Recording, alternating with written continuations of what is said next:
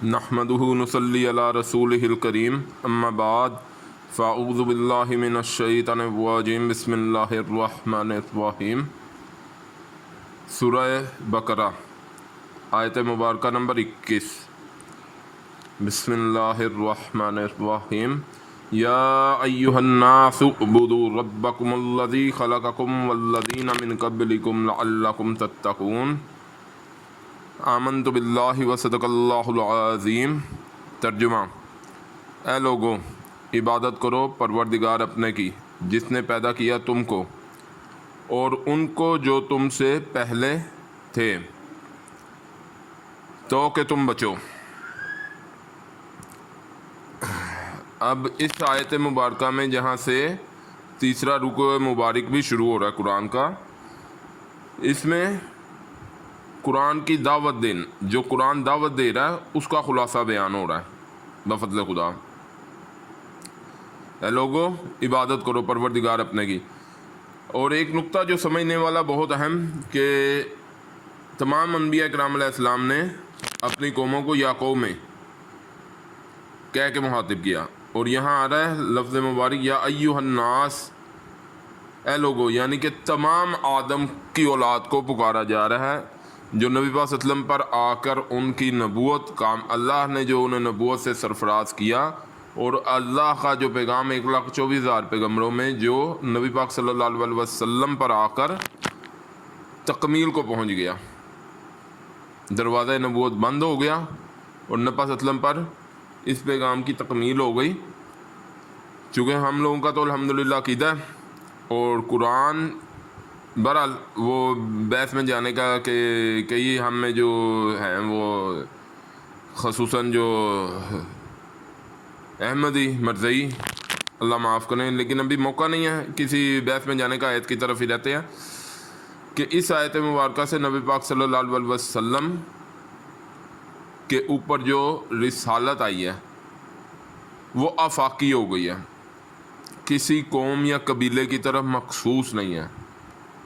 और न चूँकि एक तरीका जिससे अल्लाह रब्बुल इज़्ज़त ने नबी पाक सल्लल्लाहु अलैहि वसल्लम को कुरान दिया, समाए दुनिया पर एक रात में कुरान इकट्ठा हुआ,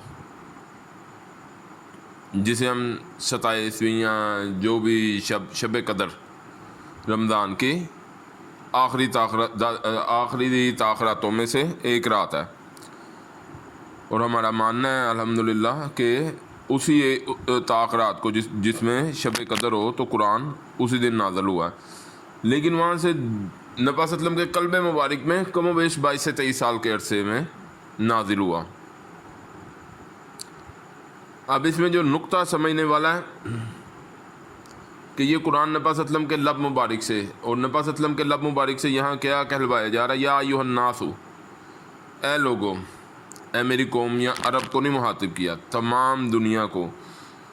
और अगर हम इन नुक्तों को समझें जाएँ बारीकी है, लेकिन ये समझने वाले हैं, क्योंकि यहाँ इस रुकूए मुबारक में कुरान की दावत का खुलासा आएगा। इसे हमने सीखना है ताकि हमारे ज़िंदगियों में भी तब्दीली हो, और नबी पाक सल्लल्लाहु अलैहि वसल्लम जो कह के गया, उतर गया मेरे कंधों से जो बोझ था, अब ये तुम्हारे कंधों पर है, पहुँचाओ उन लोगों की तरफ जो यहाँ मौजूद नहीं है।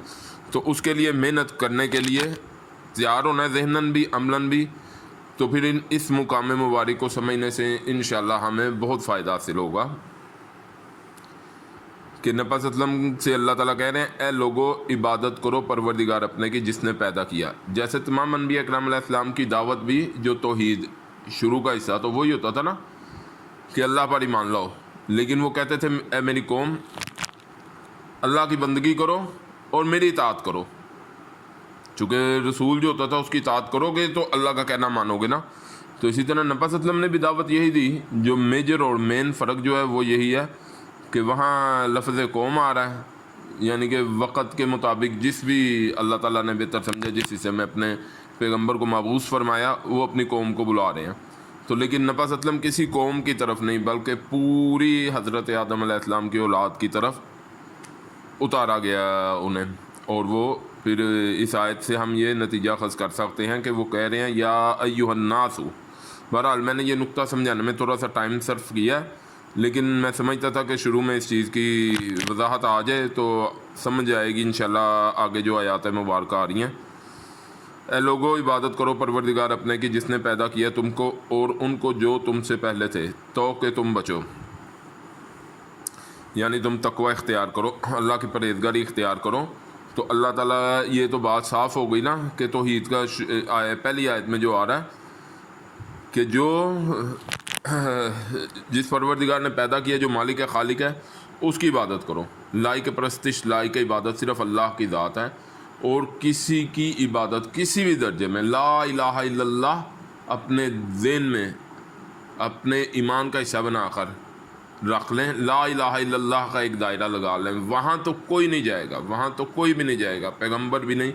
جو اللہ سے مانگنا ہے وہ اللہ سے مانگنا ہے، اور پیغمبر کی اطاعت کے بغیر بھی مکمل نہیں، لیکن توحید کا دائرہ نہیں مکمل کریں گے تو پھر بھی وہ کوئی نجاست یا خباثت آ کے توحید کو خراب کر گئی تو سارے عمل خراب ہو جائیں گے۔